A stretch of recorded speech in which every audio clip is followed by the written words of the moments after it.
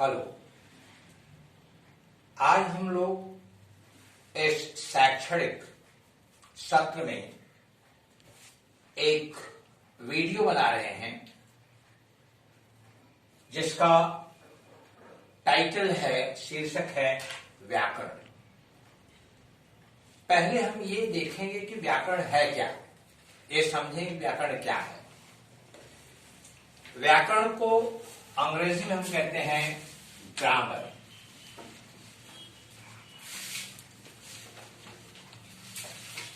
और हिंदी में ये बना कैसे है, पहले उसको हम समझते हैं। व्याकरण की जो विच्छेद है वी प्लस आ प्लस करण, व्याकरण वी प्लस आ प्लस करण। वी का अर्थ है विशेष, आ का अर्थ है निरंतर चलने वाला,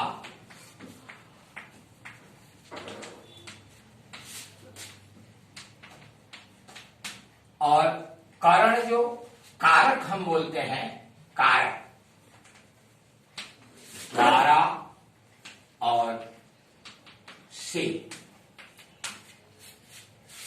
तो इन तीन शब्दों को अगर हम देखें, वी, आ और करण, विशेष, निरंतर चलने वाला, कारक, द्वारा और से, तो व्याकरण भाषा का वह विशेष भाग है। व्याकरण भाषा की वह विशेष विधा है जो भाषा में निरंतर चलती रहती है। Grammar is the part of the language which runs continuously with the language. भाषा का विशेष भाग, भाषा की विशेष विधा, वो है व्याकरण, जो भाषा की शुद्धता के लिए निरंतर उस पर चलती रहती है। जब तक हमें व्याकरण का सही ज्ञान नहीं होगा तब तक हम कभी भी भाषा को शुद्ध रूप से न लिख सकेंगे और न समझ सकेंगे।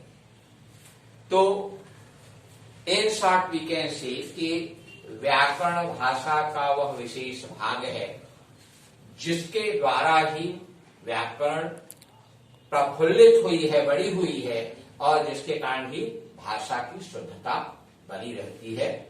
भाषा शुद्ध तभी लिख सकते हैं जब हमें व्याकरण का ज्ञान होगा। भाषा दो तरह की है, एक है मौखिक और दूसरी है लिखित। मौखिक भाषा जिसको हम बोलते हैं spoken language, spoken language, and दूसरा है लिखित भाषा जिसको हम कहते हैं रिटन लैंग्वेज।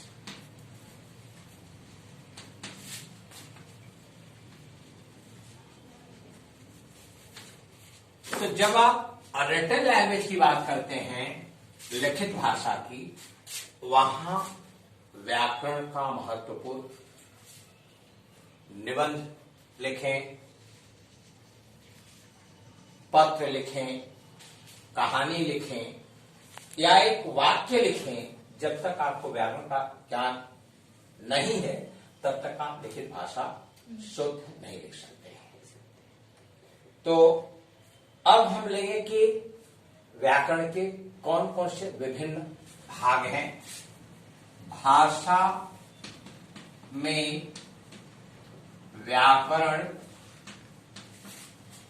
के अंग, parts of the grammar and language.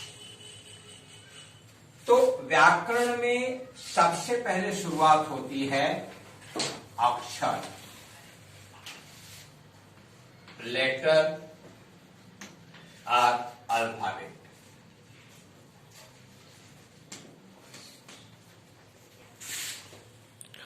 अक्षर के बाद आपको आता है शब्द, जिसको हम कहते हैं वर्ड्स। और ये दोनों भी व्याकरण के ही भाग हैं, लेकिन जब हम वाक्य बनाते हैं तब से व्याकरण का प्रभाव ज्यादा होता है। वाक्य, सेंटेंस। फिर अंग है पर्यायवाची शब्द।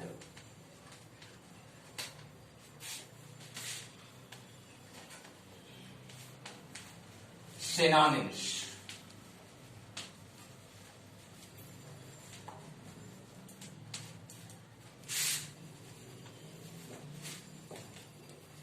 विलोम शब्द।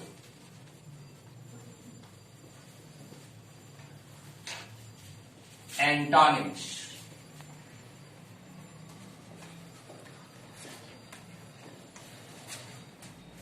इसके बाद है जेंडर, हिंदी में लिंग और अंग्रेजी में जेंडर। इसके बाद है वचन और अंग्रेजी में है नंबर। इसके बाद है शब्द रूपांतर, अंग्रेजी में है वर्ड ट्रांसफॉर्मेशन।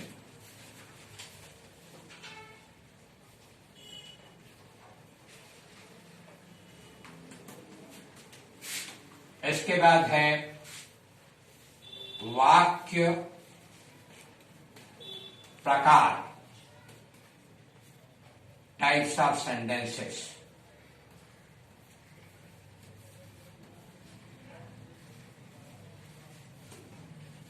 ये दो तरह के हैं। एक है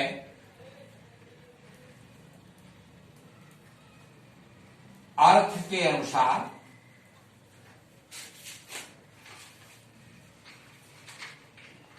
अर्थ के अनुसार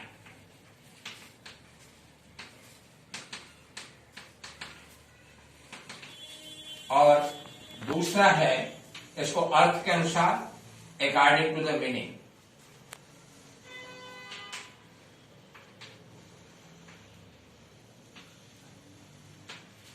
और दूसरा है रचना के अनुसार,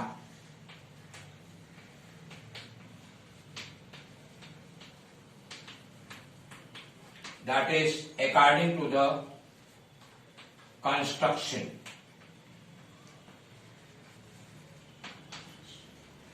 then वाक्य के रूपांतर,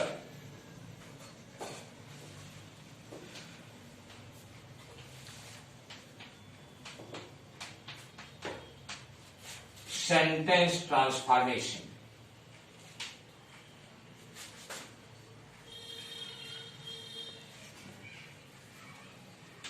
These are some what I have written thereafter: कर्मवाच्य, कर्तृवाच्य, अलंकार, समास, संधि। ये बहुत सारे व्याकरण के भाग हैं। इन भागों को एक एक करके जब हम समझते हैं, लिखते हैं, प्रैक्टिस करते हैं, व्याकरण बिना प्रैक्टिस के, बिना अभ्यास के कभी भी पूर्ण रूप से आता नहीं। ये जितने भाग हमने बताए हैं, इन एक एक भाग को लेकर के सवाल मैंने आपको बताया कि जैसे कर्मवाच्य, कर्तृवाच्य,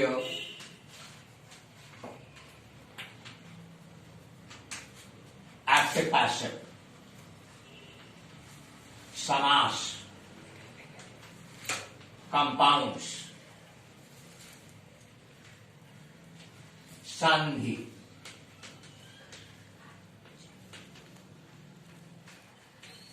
अलंकार,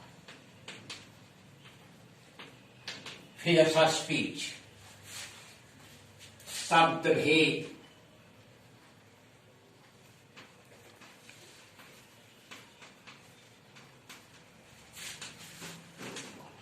word class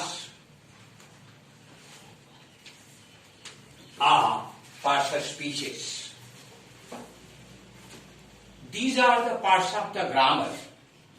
We will deal with each other one by one. When we talk about, very first I'll take you alphabets, अक्षर। अक्षर किसी भी भाषा का सबसे आधारभूत भाग है, very basic of the language. अभी हिंदी में जो अक्षर हैं उनको दो भागों में बांटा गया है, एक है स्वर और दूसरा है व्यंजन। स्वर और व्यंजन।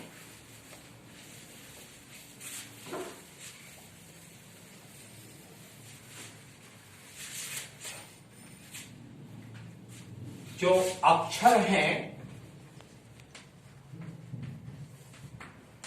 ये दो भागों में बटे हुए हैं, एक है स्वर और दूसरा है व्यंजन।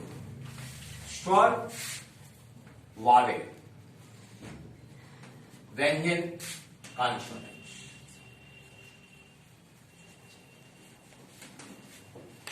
स्वर सब मिलाकर हम कहते हैं 12 खड़ी। वो जो 12 खड़ी हैं इन स्वरों से ही बने हुए हैं। अ, आ, ए, ई, ओ, उ, री, ए, आई, ओ, औ, अं, अह। इसका जो उच्चारण है, प्रोनाउंसिएशन है, उसे समझना बहुत जरूरी है, क्योंकि जब हम इसका सही उच्चारण नहीं करेंगे, प्रोनाउंसिएशन नहीं करेंगे, तो हम अक्षर लिखने में गलतियां करते हैं। अ, आ, इस पर हमें जोर नहीं देना है। एक जल्द के साथ, झटके के साथ बोलना है। आ, इसमें जल्द देना है। अ, आ, ई, ओ, उ, री, ए, आई, ओ, औ, अं, अ। इनको 4 भागों में बांटा गया है। एक है ह्रस्व, दूसरा है दीर्घ, तीसरा है नासिक या अनुनासिक, और अंतिम है, आपने कुछ शब्दों के बाद में देखा हुआ ह जैसा प्रोनाउंसिएशन आता है। अह, अह, स्वर संधि इसी के ऊपर बोला जाएगा, इसको बोलते हैं स्वर। तो ये 4 भागों में बटा हुआ है। इसका जो अंतर है, अ, ए, ओ, अं, ये 4 जो अल्फाबेट्स हैं, ये ह्रस्व है। इनको बोलते समय मुंह से हवा बहुत कम निकलती है। अ, ए, ओ, अंग। ए, अंग, इवन इसको हम नासिक बोलते हैं, जो बाद में हम उसको समझेंगे। और बाकी सारी मात्राएं आ, ई, उ, री, ए, आई, ओ, औ, अह, ये सब के सब क्या है? दीर्घ मात्राएं। इन मात्राओं को बोलते समय आपको दिमाग में रखना है कि जो ह्रस्व मात्रा है इसमें मुंह से जो हवा निकलती है उसकी मात्रा बहुत कम होती है। Very less amount of the air coming out through the mouth. Whereas दीर्घ में जो मुंह से हवा निकलती है और आ बोलते समय कंपैरेटिवली हवा ज्यादा निकलती है। ई बोलते समय कम और ई ज्यादा निकलती है। तो छोटी मात्रा या ह्रस्व मात्रा में हवा कम निकलती है, बड़ी मात्रा में ज्यादा निकलती है। छोटी मात्रा को बोलते समय हम अक्षर पर जोर नहीं देते हैं, देर तक नहीं बोलते हैं, जबकि बड़ी मात्रा में क्या होता है? देर तक।